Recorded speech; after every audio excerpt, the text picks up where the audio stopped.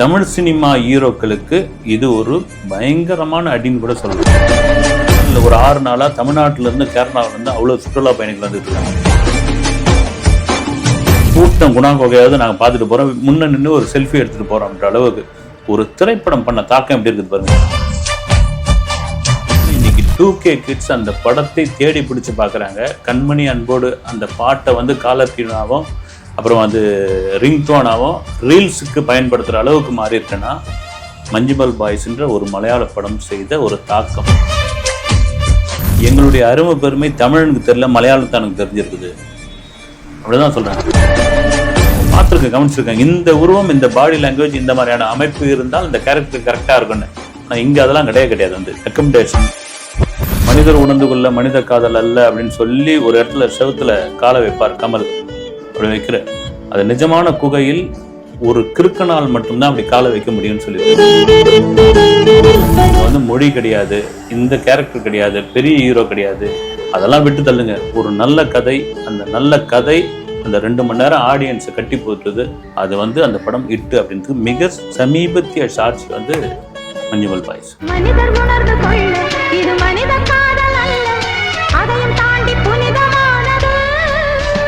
ஃபில்மிஃபை பார்த்துட்டு இருக்க எல்லாருக்கும் வணக்கம்.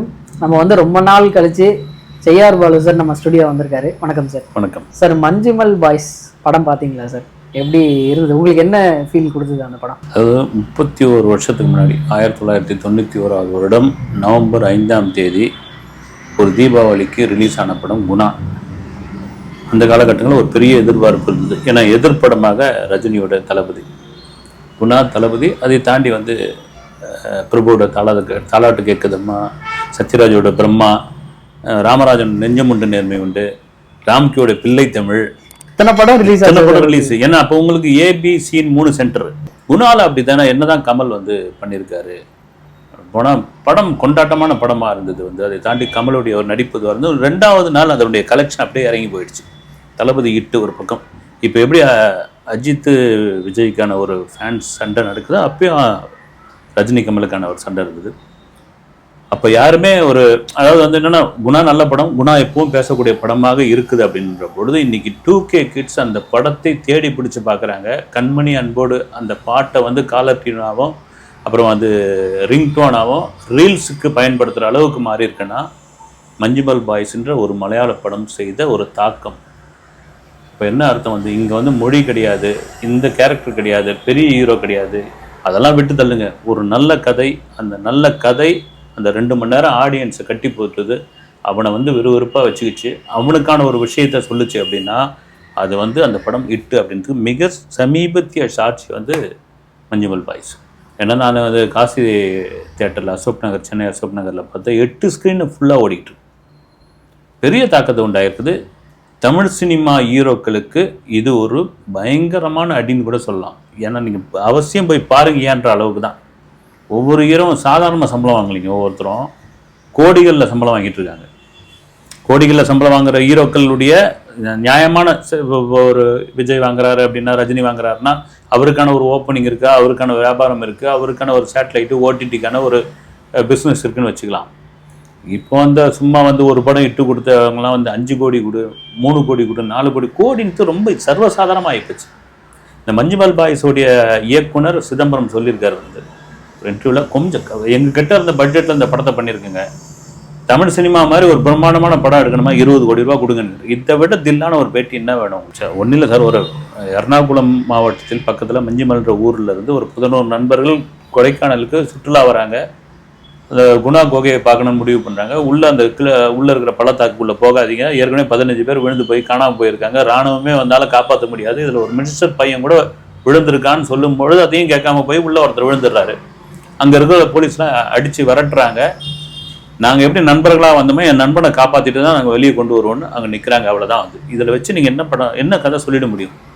அதுதான் அந்த படத்திற்கான பெரிய பலம், அதுதான் அந்த படத்திற்கான மேக்கிங் ஸ்டைல், அதுதான் அந்த திரைக்கதைக்கான மிகப்பெரிய பலமே. அதுதான். அதனால தான் இன்னைக்கு வந்து தமிழ்நாட்டில் அந்த படத்தை கொண்டாடிக்கிட்டு இருக்காங்க. இந்த மஞ்சுமல் பாய்ஸோட படத்துக்கு 20 crores பட்ஜெட் அப்படின்னு சொல்லியிருக்காங்க சார்.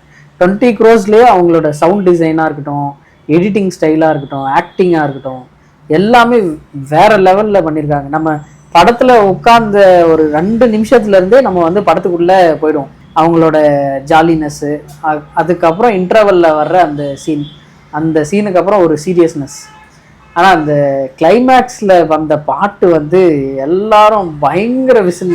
நம்ம இதுக்கு அவர் சந்தான பாரதி அவரே ஒரு இன்டர்வியூல சொல்லியிருந்திருக்காரு, எனக்கு 31 வருஷத்துக்கு முன்னாடி என் படம் ரிலீஸ் ஆச்சு, அப்போ வந்து சரியா போகல அப்படின்னு சொன்னாங்க, ஆனா இப்போ அந்த படத்தை மதிக்கிறாங்க அப்படின்னும் போது எனக்கு ரொம்ப சந்தோஷமா இருக்கு அப்படின்னு சொல்லியிருந்தாரு. அந்த டைம்ல வந்து இந்த குணா கேவ்ல நிறைய இறப்புகள் இருந்திருக்கு அப்படின்னு சொல்றாங்க சார். அந்த டைம்ல உங்களுக்கு ஏதாவது இந்த அளவுக்கு உள்ள போய் எடுக்கிறாங்களே அப்படின்னு சொல்லி ஏதாவது நியூஸஸ்ல நீங்க வந்து அந்த படம் இது இவர் சந்தான பாரதி தான் இன்டர்வியூல கொடுத்துருப்பாரு.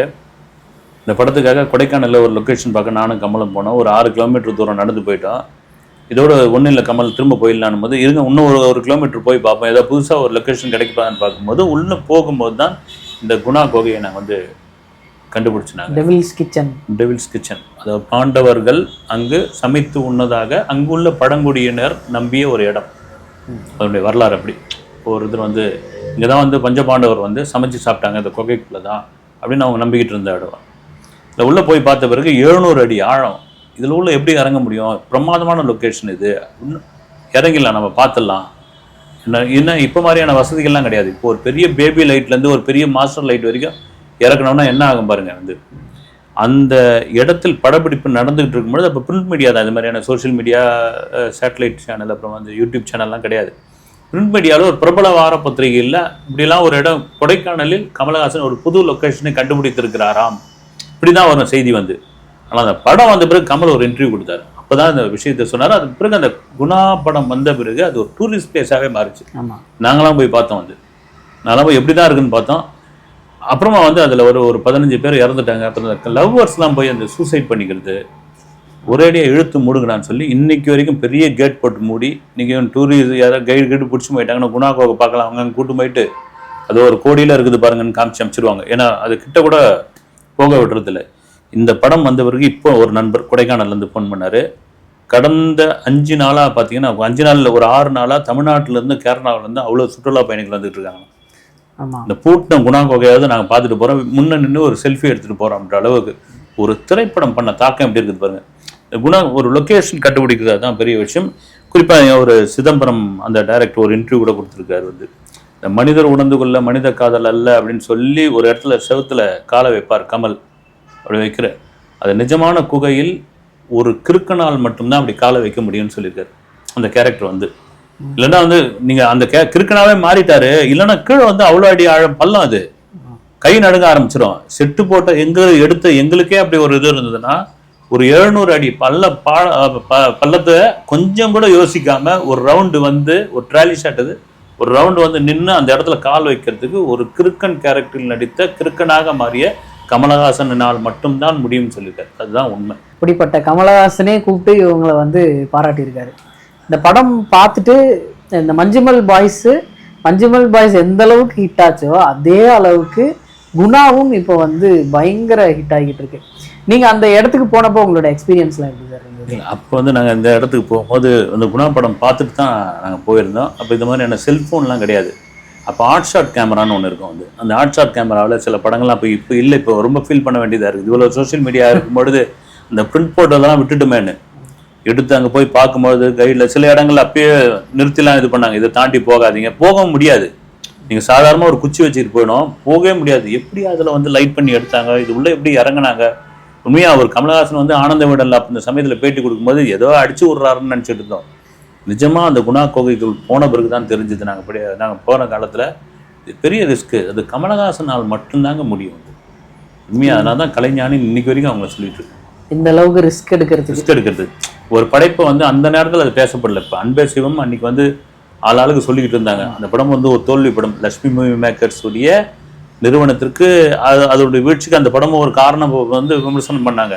ஆனால் இன்னைக்கு வந்து அன்பே சிவத்தை எடுத்து பேசிக்கிட்டு இருக்காங்க. இதே டைரக்டர் சிதம்பரம் வந்து குணா படம் பார்த்துட்டு அந்த குகை தான் நீங்கள் இன்ஸ்பயர் ஆயிருக்கு, அதுதான் ஒன்லைன், அதை வச்சு தான் அந்த கதையை நாங்கள் உருவாக்கணும். மஞ்சுமல் பாய்ஸ் அப்படின்ற ஒரு படத்தினுடைய இந்த படத்துக்கு எங்களுக்கு வந்து இன்ஸ்பயராக இருந்தது அந்த 31 வருஷத்துக்கு முன்னாடி வந்த குணா தான் அப்படின்னாங்க. அந்த மஞ்சுமல் பாய்ஸையும் பார்க்குறாங்க, இப்போ 2K கிட்ஸ் குணாவையும் பார்க்குறாங்க. இந்த மஞ்சுமல் பாய்ஸில் வர்ற சீன்ஸ் எல்லாமே ஒன்றுமே ஒரு இப்போ ஃபர்ஸ்ட் ஹாஃப் பார்த்தீங்கன்னா நல்லா ஜாலியாக போகுது. செகண்ட் ஹாஃப் வந்து ஒரு த்ரில்லர் ஃபிலிமுக்கான எஃபெக்ட் இருக்குது. அவங்க செட்டு போட்டிருக்காங்கல்ல சார், அந்த செட்டு போட்டது செட்டு மாதிரியே எங்கேயுமே தெரியல. எல்லாமே ஒரு ரியல் லைஃப் ராக் கேவ்ல எடுத்த மாதிரியே தான் இருக்குது. அதில் வந்து மியூசிக் வந்து எனக்கு மியூசிக் இல்லாமல் இந்த படத்தை பார்த்தோம்னா நம்ம இமேஜின் பண்ண முடியாது அப்படின்ற அளவுக்கு மியூசிக் வந்து ரொம்ப சப்போர்ட்டிவாக இருந்தது. தமிழில் வந்து ஒரு பெரிய ஆக்டரை இன்ஸ்பெக்டராக போடணும் அந்த கேரக்டருக்கு அப்படின்னு அவங்களுக்கு தோணாமல் யாரும் ஒருத்தர் போட்டால் போதும் அவங்க வந்து ஸ்கோர் பண்ணிடுவாங்க அப்படின்னு எப்படி நினச்சி பண்ணாங்கன்னு தெரியல. ஆனால் இங்கே இருக்கிறவங்களுக்கு ஏன் சார் அந்த மாதிரி கேரக்டர்ஸை வந்து யூஸ் பண்ண தோண மாட்டேங்குது? பிரமாதமான ஒரு கேள்வி கேட்டீங்க. ஏன்னா அதில் நடித்த நாம் அதில் நடித்த அந்த போலீஸாக நடித்தவங்க, இன்னொருத்தர் எல்லாம் நம்முடைய தமிழ் சினிமாவில் பாசிங் சீனில் வந்து போனவங்க, ஒரு கத்தி தூக்கின்னு வந்தவங்க, துப்பாக்கி கண்ணு வச்சு குறி பார்த்தவங்க, ஏதோ ஒரு காட்சியில் அப்படி மறைஞ்சு போனவங்க தான் அவங்க. இந்த படத்தில் அவங்களை பார்த்தோமே அப்படின்னு அவங்களே ரொம்ப, அதாவது வந்து அழாத குறையாக கண்ணீர் தழும்ப சொல்கிறாங்க. இன்னும் ஏதோ சொல்லணும்னா அவங்க அந்த வார்த்தையை சொல்லலை, எங்களுடைய அருமை பெருமை தமிழனுக்கு தெரியல, மலையாளத்தானுக்கு தெரிஞ்சிருக்குது அப்படிதான் சொல்கிறாங்க. இதே வடபழனி குமரன் காலனியில் ஆடிஷன் வச்சு எங்களை செலக்ட் பண்ணாங்க. குமரன் காலனியில் ஒரு பில்டிங், ஒரு ஃப்ளாட்டை வந்து வாடகை எடுத்து ஆடிஷன் நடந்திருக்கு. 15 நாள் ஆடிஷன் நடந்திருக்கு. அந்த ஆடிஷன் நாங்கள் கலந்துக்கிட்டோம். 2 பேராக நடிக்க வச்சாங்க. நாங்களாம் செலக்ட் ஆக போகிறது ஏதோ ஒரு ஜூனியர் ஆர்டிஸ்ட் கேரக்டர் தான் கொடுக்க போகிறாங்கன்னு பார்த்தா என்ன கதை எதுவும் கூட சொல்ல, அங்கே போன பிறகு தான் சொன்னாங்க. கொச்சினில் படம் பார்த்துட்டு நாங்கள் வெளியே வரோம், கண்ணாமலான்னு வந்து திட்டுறாங்க. பத்தனத்திட்டாவில் படம் பார்த்துட்டு நாங்கள் வெளியே வரோம், பாராட்டுறாங்க. இப்படி வந்து ஒரு அங்கே அந்நிய தேசத்தில், அதாவது பக்கத்து மாநிலத்தில் எங்களை அப்படி இது பண்ணுறாங்க, இங்கேயும் கொண்டாடுறாங்க. இவ்வளோ யூடியூப் சேனல் எங்களை கூப்பிட்டு பேசுவாங்க, பேட்டி எடுவாங்க, கனவுல கூட நினச்சதில்லை நாங்கள். அதில் ஒருத்தர் சொல்கிறார், நான் ஒரு ஃபோட்டோ எடுத்துக்கிட்டு ஒரு பத்திரிகை ஆஃபீஸில் போடுங்கன்னு சொன்னேன், அந்த ஃபோட்டோ தூக்கி போட்டாங்க, நீ என்ன படம் பண்ணியிருக்கேன்னு கேட்டாங்க. அதுதான் உண்மை. மீடியாவில் அதுதானே தேவை, ஒரு முகம் தெரிகிற மாதிரி தானே. அவ்வளோ பேரும் வந்து பெரிய அளவில் பேசுறதுக்கான காரணம் நீங்கள் சொன்ன மாதிரி அவங்க யாரும் பெரிய ஆட்களை போய் தேடல. இங்கே உள்ளவர்களை அவங்க பார்த்துருக்க கவனிச்சிருக்காங்க. இந்த உருவம், இந்த பாடி லாங்குவேஜ், இந்த மாதிரியான அமைப்பு இருந்தால் இந்த கேரக்டர் கரெக்டாக இருக்குன்னு. ஆனால் இங்கே அதெல்லாம் கிடையாது. வந்து ரெக்கமெண்டேஷன், அப்புறம் யாருடைய பின்புலத்தில் அவர் இருக்கார், என்ன ஏது. இந்த ஹீரோ சொல்ல ஒரே ஒரு உதாரணம் சொல்கிறேங்க. நான் வந்து ஒரு பெரிய ஹீரோ, அவருக்கு பின்னாடி நிற்கிற அட்மாஸ்பியரில் நிற்கிற ஒரு கேரக்டர் ஒரு சீன் எடுக்கிறாங்க. எடுத்து முடிச்சாச்சு. அந்த ஹீரோ போய் மானிட்டரில் பார்க்குறாரு, டைரக்டர்கிட்ட இதை குசு குசுன்னு சொல்கிறாரு. பின்னாடி நிற்க வச்ச அந்த ஆர்டர் இருக்கு இல்லைங்களா, அது ஆர்டர் மாற்றப்படுகிறது. என்ன காரணம்? அந்த டைரக்டரே என்கிட்ட சொன்னது, இந்த ஹீரோவை விட பின்னாடி நின்றவர் அழகாக இருக்காரு. எவ்வளோ பெரிய இது பார்த்தீங்கன்னா, இவங்களால அதை தாங்கிக்க முடியல. இவரை விட அழகாக இருக்கிறார் பின்னாடி அப்படின்றதுக்காக அவரை தூக்கி 3வது வரிசையில் கேமராவே முகம் தெரியாத அளவுக்கு கொண்டு வந்தாச்சு. இப்படி இருந்தால் எங்கேருந்து உருப்படும்? அந்த அளவுக்கா சார் இதாக இருப்பாங்க, வெறி கொண்டு இருப்பார்கள். இங்கெல்லாம் வந்து நீங்கள் அப்படியே டோட்டலாக கேரளா சினிமா அங்கேயும் இருக்கும், பாலிடிக்ஸ் இருக்கும், ஆனால் இந்த அளவுக்குலாம் இருக்காது.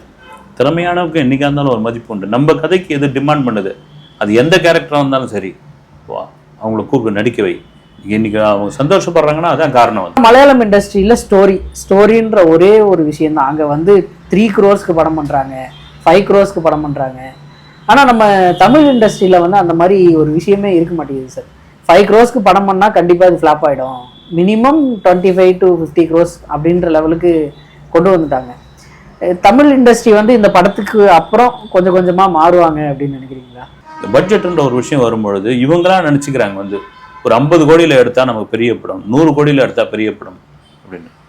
நீங்கள் பெரிய படம் சின்ன படம் இருந்தது, அந்த படம் ரிலீஸ் ஆகிற ஃபஸ்ட் ஷோ இருக்கு இல்லைங்களா, அதுதான் முடிவு பண்ணும்.